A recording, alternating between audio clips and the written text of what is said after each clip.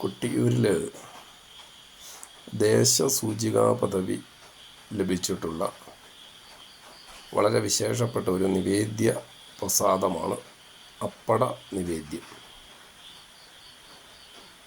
ഇക്കരെ കൊട്ടിയൂർ ക്ഷേത്രത്തിന് സമീപമുള്ള ആയില്യാർകാവിൽ വർഷത്തിൽ 2 തവണ മാത്രം രാത്രിയിൽ നടക്കുന്ന പൂജയുടെ പ്രസാദമാണ് അപ്പട നിവേദ്യ പ്രസാദം. മഞ്ഞളപ്പം എന്ന് പറയുന്ന ഈ പ്രസാദം രുചിക്കുമ്പോൾ മധുരരസമാണ് സാധാരണ സ്വാഭാവികമായിട്ടും അനുഭവപ്പെടുക. എന്നാൽ അപൂർവം ആളുകൾക്ക് അപ്പട കയ്പ് രസം നൽകും.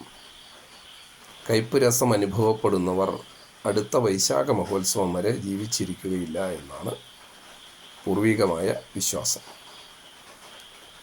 യാഗോത്സവ സ്ഥാനികർ ഈ കയ്പ് രസം അനുഭവപ്പെട്ടാൽ അവരുടെ പാരമ്പര്യമായ ഉപദേശം അടുത്ത അവകാശിക്ക് നൽകാനുള്ള ഒരു സൂചനയായി കണക്കാക്കണം എന്ന് താൽപ്പര്യം.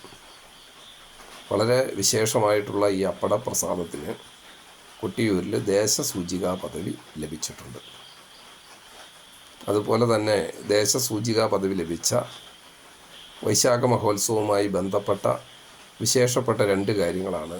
ഒന്ന്, പ്രസിദ്ധമായ ഓടപ്പൂ പ്രസാദം നമുക്കേവർക്കും പരിചിതമാണ്. കൊട്ടിയൂരിൻ്റെ മുഖമുദ്രയായി ലോകമെങ്ങും വീടുകളിലും സ്ഥാപനങ്ങളിലും വാഹനങ്ങളിലുമൊക്കെ ഓടപ്പൂ പ്രത്യക്ഷമാകുന്നു. ആ ധവള ചാരുത ദേശസൂചികാ പദവി കൈവരിച്ചിരിക്കുന്നു.